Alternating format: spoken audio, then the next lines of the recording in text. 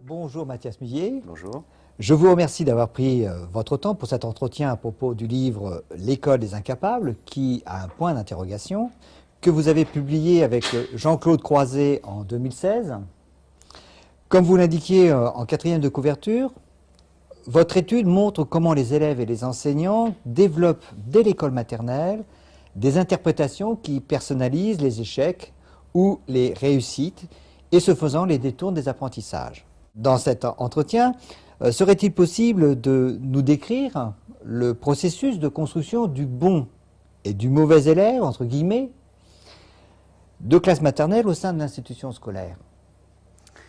Oui, alors c'est une question qui est très vaste et qui supposerait beaucoup de niveaux de réponse, mais on peut essayer de synthétiser les choses.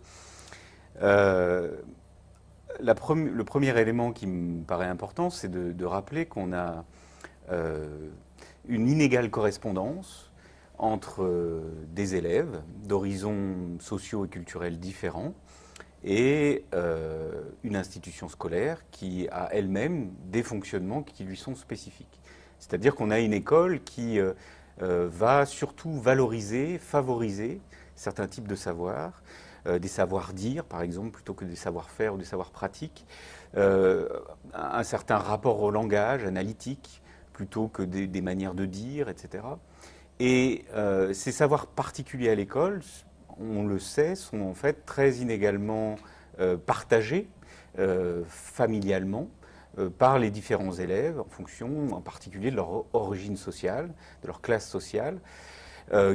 Dans certains milieux sociaux, l'importance des savoir-faire, des savoirs pratiques, de la culture pratique peut être très importante, et ces aspects-là peuvent être assez disqualifiés sur le plan scolaire. Ça, c'est la première chose. Du coup, Alors, si je me permets, est-ce qu'il y a possibilité de donner un ou deux exemples sur ce point-là Oui, par exemple, on peut prendre l'exemple du langage. L'école n'attend pas seulement qu'on parle, elle attend qu'on analyse le langage. Donc elle attend qu'on puisse utiliser le langage comme un objet d'étude, qu'on va analyser d'une façon quasi grammaticale, pas seulement donc pour dire, mais en sachant dire pourquoi on dit les choses comme ça, donc en utilisant les règles de grammaire. Voilà. Alors que ce rapport au langage est très inégalement partagé. Et dans certaines familles, le langage est surtout utilisé comme un outil de communication pour dire et faire, et n'est pas forcément pris comme un objet d'étude en tant que tel. Donc l'école tend à entretenir un rapport au savoir très particulier. Alors le deuxième point qu'il faut ajouter, c'est que elle ne le sait pas, ou elle ne le sait plus. C'est-à-dire que cette norme scolaire dans les façons d'apprendre, la manière d'apprendre scolaire est très particulière. On est derrière un bureau ou à peu près, on travaille sur des savoirs pour travailler des savoirs, on s'entraîne pour s'entraîner, etc. Et non pas pour faire des choses dans le monde réel en quelque sorte. L'école ne se rend pas compte, ne sait plus qu'elle est une norme et que ces normes sont très spécifiques et très inégalement partagées. Que donc tous les élèves qui arrivent en son sein ne sont pas également prêts en fait à affronter l'univers qu'elle leur propose. Et donc, du même coup, des élèves qui ont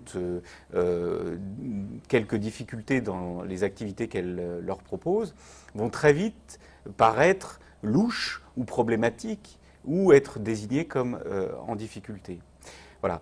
L'autre point qu'il faut, dans la production des bons et des mauvais élèves, c'est cet étonnement qu'on peut toujours avoir, mais qui est bien réel et bien ancré dès l'école maternelle, qui est la stigmatisation de la difficulté. On pourrait penser qu'à l'école, on est là pour apprendre, et quand on apprend, on ne sait pas faire au départ, on échoue, on a des difficultés. Et on se rend compte que les difficultés que rencontrent les élèves, bien sûr, sont prises en charge par les enseignants, mais très souvent perturbent le gouvernement de la classe, l'organisation de la classe, le déroulement des apprentissages. Et quand ils sont un peu persistants, ces difficultés, elles finissent par agacer. Voilà, par agacer les enseignants qui vont rabrouer les élèves, ou qui vont dire bon, on passe à autre chose. Voilà. Et donc il y a une stigmatisation des difficultés qui fait que les élèves qui ont des difficultés récurrentes se trouvent un peu sanctionnés d'avoir des difficultés. On leur dit tu n'as pas assez écouté, tu n'étais pas assez concentré, tu n'as pas fait ton travail, etc. On fait un peu comme si c'était de leur faute. Voilà. L'autre point important, c'est la comparaison. on met des élèves en comparaison. C'est-à-dire que l'oubli de la norme scolaire d'apprentissage fait que l'école considère que les élèves sont mis dans une situation d'égalité. Or, ils ne sont pas égaux face à ce qu'elle leur propose. Et donc, elle les compare. Et dans ces comparaisons, certains élèves qui, par leur origine sociale, les savoirs qu'ils ont été habitués à manipuler familialement, sont mieux préparés, vont ressortir favorablement. Là où d'autres, au contraire, vont ressortir défavorablement. Et donc, cette comparaison, elle est très difficile à vivre pour les élèves qui sont du côté des difficultés parce qu'ils se retrouvent à construire des sentiments d'indignité. Ils voient ceux qui réussissent et ils se disent « moi, je n'en suis pas capable ». Voilà. Et du coup, ils ont tendance à se retrouver dans une position d'élève en difficulté. Alors, vous y avez un peu répondu, mais pas totalement. Comment les enseignants définissent-ils alors les causes des difficultés scolaires des enfants? Comment ils les nomment, ces difficultés? Oui, alors, tout le paradoxe, c'est d'avoir une école et des enseignants pris dans des contraintes scolaires qui font qu'ils regardent les difficultés comme un problème qui n'est pas forcément de l'ordre de ce qui est en train de se jouer dans la classe. C'est-à-dire qu'on pourrait se dire, les enseignants attendent les difficultés des élèves, et on sait très bien, par les travaux qui sont faits, que lorsque l'on est dans un processus d'apprentissage, on bute, on a des obstacles, on n'y arrive pas, on échoue nécessairement. Quand on fait du vélo, on tombe, et puis ça fait mal, on se relève, on remonte sur le vélo, personne ne doute du fait qu'on va remonter sur un vélo, on finit tous plus ou moins par savoir faire du vélo. Bon. Mais à l'école, tout se passe comme si tomber du vélo n'était pas une bonne chose. Et comme si très vite, si les chutes se répètent, un processus de stigmatisation se produit qui conduit les enseignants à s'interroger sur la nature des élèves. C'est-à-dire qu'on ne va pas se dire c'est peut-être la façon dont les apprentissages sont organisés, ou c'est peut-être cette distance entre les savoirs familiaux et les savoirs scolaires qui est en jeu. On va dire c'est peut-être l'élève qui a un problème. Alors un problème qui pourrait être de nature intellectuelle, il y a beaucoup d'interrogations sur la déficience intellectuelle de certains élèves, ou des problèmes de nature psychologique. Un problème de trop grand attachement à la mère, par exemple, ou des problèmes de type sociologisant, une lecture en termes de handicap socioculturel, c'est-à-dire on va se dire, bon, ces enfants, c'est logique qu'ils n'y arrivent pas, on ne peut pas faire grand-chose avec eux, compte tenu des lacunes de l'environnement, des lacunes culturelles de l'environnement familial, social dans lequel ils évoluent. Donc, du coup, les enseignants ont tendance à voir la difficulté comme quelque chose d'extérieur aux activités scolaires et comme devant être résolu par des interventions extérieures, c'est-à-dire des thérapeutes, hein, beaucoup, des médecins, des psychologues, des psychométriciens, etc. Alors, ce regard porté sur les enfants en difficulté signifie-t-il, d'après vous, que l'école ne remettrait pas en question sa propre façon d'apprendre aux enfants?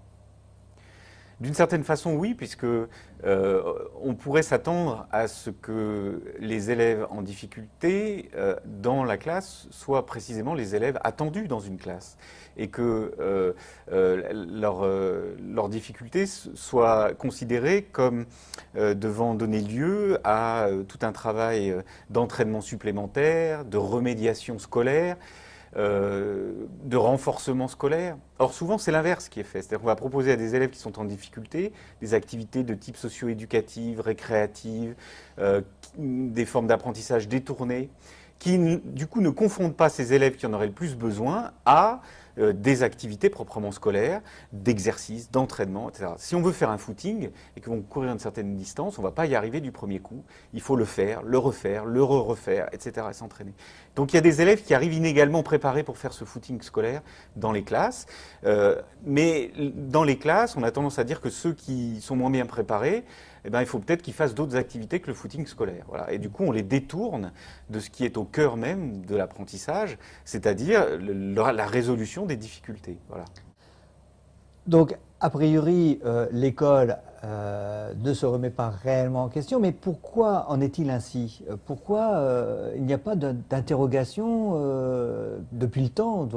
L'institution scolaire devrait s'interroger sur sa propre pratique. D'autres pays comme en Finlande par exemple, on construit une pédagogie différente.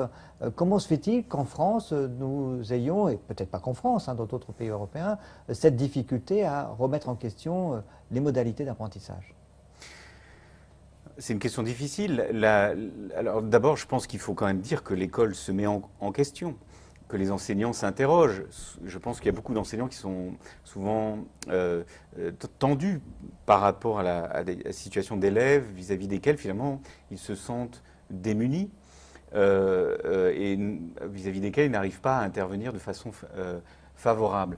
Mais les réponses qui sont apportées finalement sont souvent des réponses qui bottent en touche et qui détournent les enseignants, donc finalement, de ce qui devrait faire le cœur de leur intervention auprès des élèves en difficulté, à savoir l'entraînement scolaire.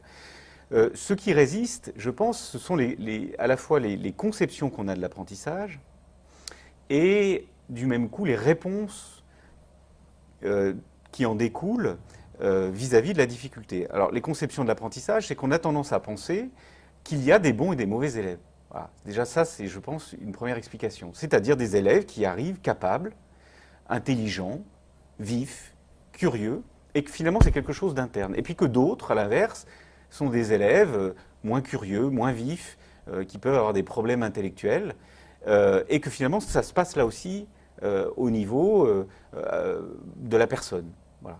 Donc au lieu de travailler sur les apprentissages, on va faire des remédiations auprès de dispositifs médicalisés, psychologisés, socio-éducatifs, pour travailler sur la personne et sur l'individu, comme si c'était elle qui était en cause. Voilà. Donc ça crée une résistance parce que la norme scolaire ne s'aperçoit plus comme telle. Par ailleurs, on peut avoir une lecture plus macro, qui est de dire que l'école, on le sait, a aujourd'hui une fonction de reproduction sociale, c'est-à-dire elle contribue à reproduire la structure des écarts entre les groupes sociaux, c'est-à-dire elle contribue à faire que des groupes continuent à occuper des positions hautes dans le monde social et à le faire par l'intermédiaire d'une scolarité, d'un diplôme qui leur donne la légitimité pour le faire. Et donc, objectivement, l'école trie des élèves en fonction d'une entrée et d'origine sociale différenciée et d'une sortie où ces origines sociales différenciées, à travers le processus scolaire, se retrouvent elles-mêmes différenciées et dispatchées autour de diplômes d'une valeur inégale et finalement de parcours sociaux également inégaux.